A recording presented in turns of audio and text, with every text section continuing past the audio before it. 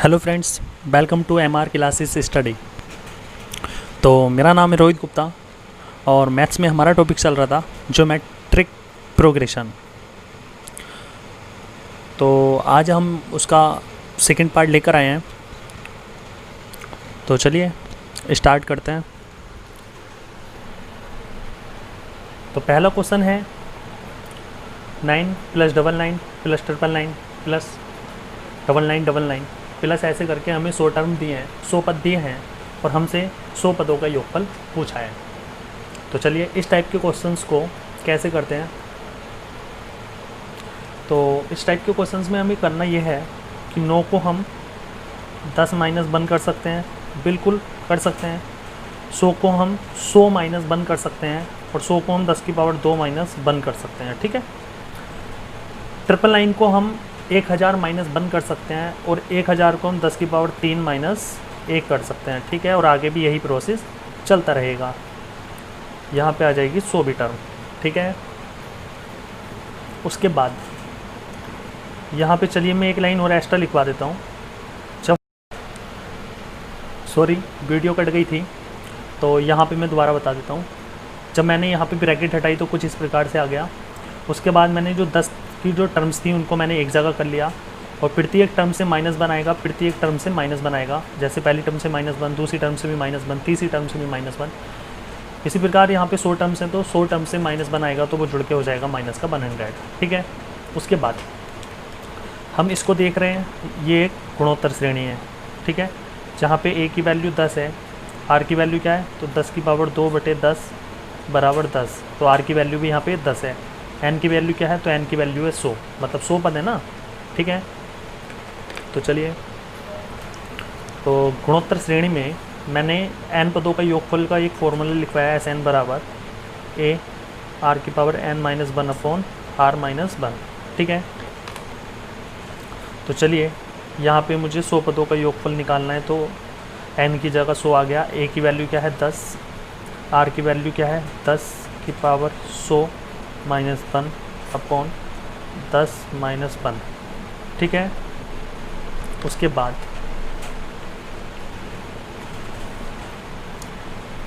इस 10 की मल्टीप्लाई में अंदर कराऊंगा तो आ जाएगा 10 की पावर 101 -10/9। क्लियर है। तो हम कह सकते हैं इस वाली इक्वेशन का जो योगफल आया वो क्या आया, वो ये आ गया, ठीक है। अब माइनस का 100 सबके साथ चल ही रहा है तो फाइनल इक्वेशन जो आएगी वो क्या आएगी, 10 की पावर 101 -10 में चल रहा है 9 माइनस, अब यहाँ पे लिखना है ये वाला 100, ठीक है। थोड़ा सा इसको और सिंप्लीफाई करेंगे आप तो आएगा 10 की पावर 101 -10 और इस 9 की गुणा अंदर मल्टीप्लाई कराएंगे तो आ जाएगा 900 और अपॉन में आ जाएगा 9, एलसीएम लेके 10 की पावर 101 माइनस इन दोनों को ऐड करोगे तो आ जाएगा माइनस का 910/9। तो उस क्वेश्चन का आंसर क्या आ जाएगा, ये आ जाएगा, ठीक है। क्वेश्चन नंबर सेकंड में है 5 5 5 5 5 5 5 5 5 5 5 ऐसे करके हमें 100 टर्म्स दिए हैं और हमसे 100 पदों का योगफल पूछा है। तो इस प्रकार के क्वेश्चन में हमें क्या करना होता है, हमें यहाँ पे 9 बनाना होता है, 9 99 999 ऐसे करके। जैसे ये क्वेश्चन था इस प्रकार से यहाँ बन जाएगा तो आगे का प्रोसेस तो हमें पता है। तो यहाँ पे 9 99 999 कैसे बने, यहाँ पे 5 की जगह कोई भी संख्या आ सकती है लेकिन हमें बनाना क्या है, 9 ही बनाना है। तो वो मैं आपको बता देता हूँ कि वो 9 बनता कैसे है, 9 99 999 बनेगा कैसे। तो यहाँ से अगर मैं 5 को कॉमन लूँगा तो यहाँ पे बचेगा 1 + 11 + 111 11 इस प्रकार से ये बचेगा 100 टर्म तक, 100 पदों तक। क्लियर है इतनी बात। अब मुझे यहाँ पे क्या करना है, 9 से मल्टीप्लाई करानी है और 9 से ही डिवाइड कराना है। तो जब मैं 9 से डिवाइड कराऊंगा तो ये आ जाएगा और जब मैं 9 से मल्टीप्लाई कराऊंगा और उस 9 की मल्टीप्लाई में अंदर कराऊंगा, भाई मैं ऐसे लिख सकता हूँ ना, यहाँ पे भी 9 से मैंने मल्टीप्लाई कराई और 9 से ही मैंने डिवाइड कराया, 9 से 9 कट जाएगा, कोई फ़र्क तो पड़ेगा नहीं इक्वेशन पे। तो ये वाला जो 9 है मैंने इसकी मल्टीप्लाई अंदर करा दी। तो जब मैं 1 से कराऊंगा 9 की मल्टीप्लाई 9 आ जाएगा, 11 की मल्टीप्लाई 9 से कराऊंगा 99 आ जाएगा, 111 की मल्टीप्लाई 9 से कराऊंगा तो 999 आ जाएगा। उसी प्रकार यहाँ पे 11 की मल्टीप्लाई 9 से कराऊंगा तो 9999 आ जाएगा और इसी प्रकार से ये प्रोसेस चलता रहेगा। और यहाँ पे टोटल टर्म्स कितनी है, 100 हैं। उसके बाद 5/9 आ जाएगा यहाँ पे। और इस श्रेणी का तो हमने अभी सोल्व करके देखा था, तो उसकी वैल्यू क्या आई थी, तो इसकी वैल्यू ये आई थी। तो इस श्रेणी की वैल्यू ये आई थी, इसको उठा के यहाँ पे ऐसी रख दीजिए। ठीक है, अब थोड़ा सा और सिंप्लीफाई कर लीजिए इसको। तो यहाँ पे आ जाएगा 5 तो ऐसे रहने दीजिए, यहाँ पे 10 की पावर 101 माइनस 910, और इस 9 की मल्टीप्लाई 9 से कराओगे तो आ जाएगा 81। तो ये हमारा फाइनल आंसर इस क्वेश्चन का हो जाएगा। ठीक है, अगर मान लीजिए यहाँ पे 5 की जगह 6 होता तो हम 6 कॉमन लेते, 6/9 हो जाता यहाँ पे, और सेम टू सेम अंदर यही क्वेश्चन बचता।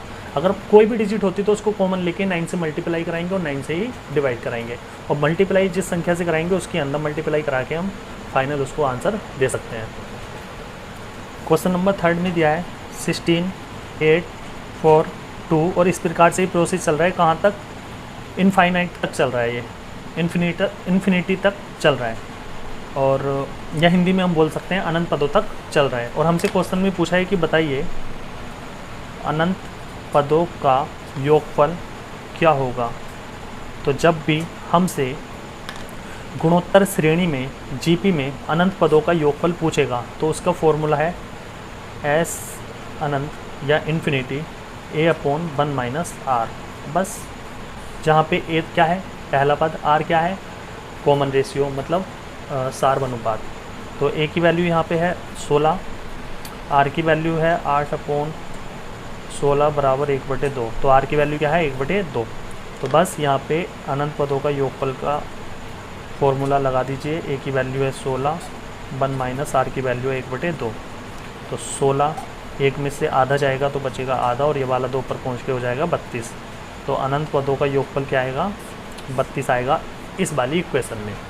तो इस चैप्टर का जो चौथा फॉर्मूला है वो यही है। जब भी गुणोत्तर श्रेणी में हमसे अनंत पदों का योगफल पूछेगा तो सिंपल सिर्फ ये छोटा सा एक फॉर्मूला है, जहाँ पे ए क्या है, प्रथम पद, फर्स्ट टर्म, आर क्या है, कॉमन रेशियो या सार अनुपात। तो आसानी से हम इसको भी निकाल सकते हैं। चलिए क्वेश्चन नंबर 4 ले लेंगे। क्वेश्चन नंबर 4 में दिया है कि चलिए मैं लिख देता हूँ। तो क्वेश्चन में बोला है कि नीचे दी गई श्रेणी में n पदों का योगफल ज्ञात कीजिए। और नीचे श्रेणी क्या दी है, 11 प्लस 103 प्लस 1005 प्लस ऐसे करके हमें n टर्म्स दिए हैं, n पद दिए हैं। ठीक है, इनका सबका योगफल हमें बताना है। तो हम यहाँ पे देख रहे हैं कोई भी एक श्रेणी बनकर नहीं आ रही, ना तो समांतर श्रेणी ही बन रही है और ना ही गुणोत्तर श्रेणी बन रही है। लेकिन अगर इसको थोड़ा सा सिंप्लीफाई करें तो हो सकता है कोई श्रेणी बन जाए। जैसे 11 को मैं लिख सकता हूँ 10 + 1, 103 को लिख सकता हूँ 100 + 3, उसी प्रकार 1005 को लिख सकता हूँ 1000 + 5, और आगे भी यही प्रोसेस चलता रहेगा। लेकिन मैंने एक टर्म से, एक पद से 2 पद बनाए, एक पद से 2 पद बनाए, तो टोटल इस श्रेणी में थे n पद। लेकिन इस श्रेणी में कितने पद हो जाएंगे, तो आप कहोगे 2n पद। ठीक है, डबल हो जाएंगे। ठीक है, अब आगे मैं क्या करूँगा, 10 प्लस 100 को लिख सकता हूँ तो 10 की पावर 2, 1000 को लिख सकता हूँ 10 की पावर 3, और यही प्रोसेस चलता रहेगा। प्लस यहाँ पे क्या बचा, 1 3 + 5, तो यहाँ पे लिख सकता हूँ 1 3 + 5, और ये भी प्रोसेस आगे तक चलता रहेगा। लेकिन अब मुझे सिर्फ इतना बता दीजिए आप कि इस श्रेणी में कितने पद होंगे और इस श्रेणी में कितने पद होंगे। तो आप कहोगे इस श्रेणी में अगर 2n पद हैं तो आधे पद हमने इसमें लिए और आधे पद इसमें लिए, तो n पद इसमें है और n ही पद इसमें है। ठीक है, तो मान लीजिए इस श्रेणी में 20 पद हैं तो आधे आधे लिए तो 10-10 पद हो जाएंगे, नहीं हो जाएंगे। उसी प्रकार इस श्रेणी में अगर 2n पद हैं तो n पद इसमें हो जाएंगे और n पद इसमें हो जाएंगे। तो आसानी से अब हम बता सकते हैं कि ये जो श्रेणी है ये तो है जीपी में, और ये जो श्रेणी है ये क्या है, ये है एपी, और दोनों श्रेणी अलग अलग हो गई। अब n पदों का योगफल दोनों में फॉर्मूला लगा के हम आसानी से इसका आंसर बता सकते हैं। तो चलिए यहाँ पे a की वैल्यू है 10, r की वैल्यू भी कितनी है 10, n की वैल्यू क्या है n। तो गुणोत्तर श्रेणी में n पदों का योगफल का फॉर्मूला क्या है, तो आप कहोगे n पदों का योगफल का फॉर्मूला है a r की पावर n - 1/r - 1। ठीक है, तो यहाँ पे n पदों का निकालना है तो a की वैल्यू है 10, r की वैल्यू है 10, n माइनस 1 अपॉन 10 माइनस 1। तो यहाँ पे आ जाएगा 10 की पावर n माइनस 1 अपॉन 9। तो गुणोत्तर श्रेणी में n पदों का योगफल कितना आया, इतना आ गया। उसके बाद इस श्रेणी में निकाल लेंगे n पदों का योगफल इस श्रेणी में, तो ये है एक समांतर श्रेणी। तो यहाँ पे a की वैल्यू है 1, d की वैल्यू है 2, n की वैल्यू है n, और n पदों का योगफल का फॉर्मूला होता है यहाँ पे n/2 2a plus n minus 1 into D. ठीक है, समांतर श्रेणी में यही होता है ना, n पदों का योगफल बराबर n/2, यहाँ पे n पदों का निकाल रहे हैं तो n/2 2a की वैल्यू है 1 प्लस n माइनस 1, डी की वैल्यू क्या है, डी की वैल्यू है 2। तो यहाँ पे आ जाएगा फाइनल 2 प्लस 2n माइनस 2, 2 से 2 कट जाएगा और इस वाले 2 से ये कट जाएगा तो आ जाएगा n²। ठीक है, तो इस श्रेणी में n पदों का योगफल क्या आ जाएगा, n²। तो हमारा फाइनल आंसर क्या आ जाएगा, यहाँ बीच में प्लस का साइन लगा हुआ है तो प्लस का n²। तो हमारा फाइनल उस श्रेणी का जो योगफल आएगा वो ये हो जाएगा। तो चलिए बाकी के क्वेश्चन नेक्स्ट वीडियो में देखते हैं। तब तक के लिए thank you so much. Okay bye.